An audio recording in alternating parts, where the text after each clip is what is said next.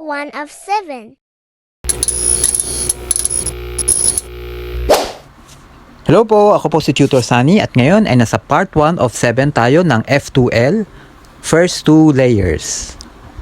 Okay, so pag ganito yung case,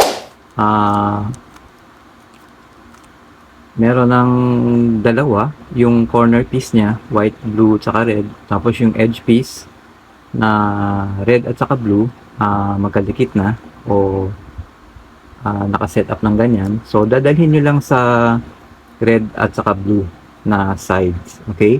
So, since yung nandito sa gilid ay red, so itatapat natin siya sa red centerpiece. Tapos, ganito ang hawak.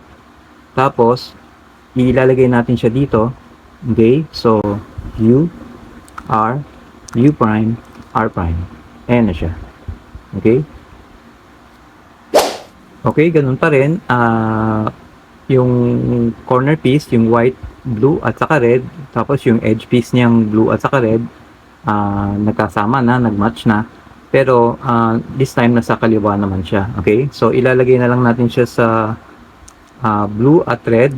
Ito yung blue at red na sides, so yung gilid niya ay blue, so i-match natin dun sa blue center. Tapos ganitong hawak, ilalagay natin siya dito, so U prime, L prime, U, tapos L. Ayan na siya.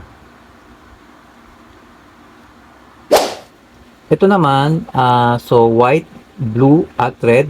So pupunta tayo sa blue at red sides. Ito yung blue, ito yung red. Okay. So since yung gilid niya ay blue, i-match natin dun sa center na blue. Tapos, so ito yung white, blue at red.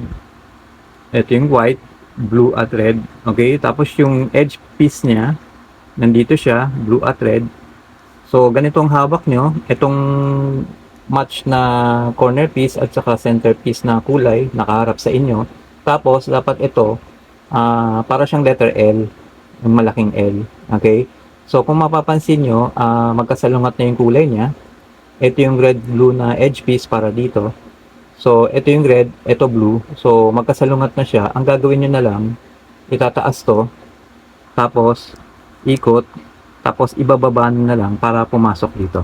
Ayan na siya. Okay? Itong isa, ganun din, white, red, blue. So, nasa kabila naman, nasa kaliwa. So, dalhin natin sa red at blue sides. Ito yung red, ito yung blue. So, yung gilid niya, red, kaya imamatch natin sa center ng red. Okay? Tapos, yung edge piece niyang blue at saka red. Ito siya, blue at saka red. So, yung matchang kulay na corner piece at saka center piece nakaharap sa inyo. Tapos kung mapapansin nyo, letter L na siya. Okay? Letter L na siya, malaking L, tapos salungat yung kulay. So, ang gagawin nyo na lang, itaas to, L prime, U prime, tapos ibaba natin, L. Ayan na siya. So, huwag kalimutang mag-subscribe.